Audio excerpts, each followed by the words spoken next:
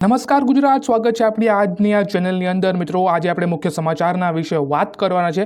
સૌપ્રથમ મિત્રો સમાચારની વાત કરું તો જગન્નાથ મંદિરની જે યાત્રાઓ છે મિત્રો, બ્રેકિંગ ન્યૂઝ એ આવે છે કે અમદાવાદના પ્લેન ક્રેશ બાદ રથયાત્રા જે છે મિત્રો એ સાદી રીતે થશે એવી મિત્રો અફવા આવતી હતી, પરંતુ જગન્નાથના મંદિરના ટ્રસ્ટી જે છે મહેન્દ્ર ઝાનું નિવેદન છે મિત્રો કે રથયાત્રા દર વર્ષેની જેમ જ થશે મિત્રો।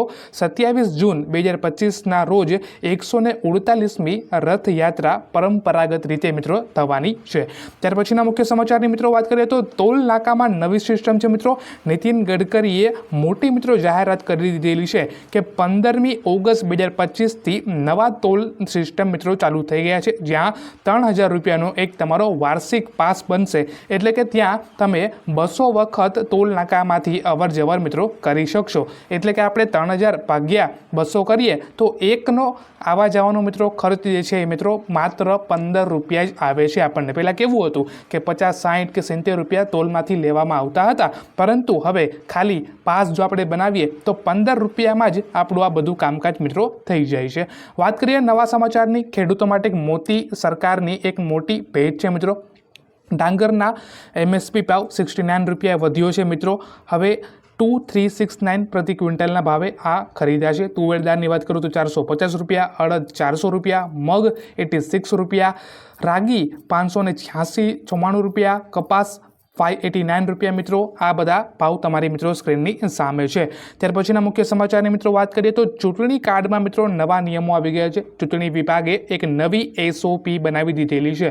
હવે નવું વોટર ID કાર્ડ તમારે જો બનાવવું હોય તો એ માત્ર 15 દિવસની અંદર જ તમારા ઘર સુધી મિત્રો પહોંચી જશે। પહેલાં કેવું હતું કે મહિના લાગતા હતા, અમુકને તો વર્ષો લાગતા હતા વોટર ID કાર્ડ તેમના ઘરે આવવા માટે, પરંતુ નવી SOPની લીધે એના મદદથી હવે જે વોટર ID કાર્ડ છે મિત્રો એ 15 દિવસના અંદર જ તમારા ઘરે આવી જશે।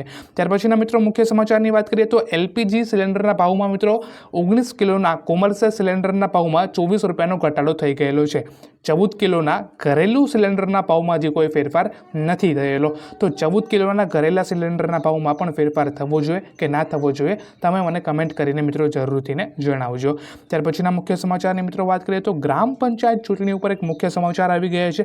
ગુજરાતમાં 751 પંચાયતો બિનહરીફાઈ બાકીમાં 22 જૂન 2025ના મતદાન સમયે તમારે મતદાન થશે। 22 જૂન 2025ના એટલે કે કાલે મતદાન ફરીથી થશે। સવારે 7થી ને સાંજે 6 વાગ્યા સુધી મતદાન રહેશે।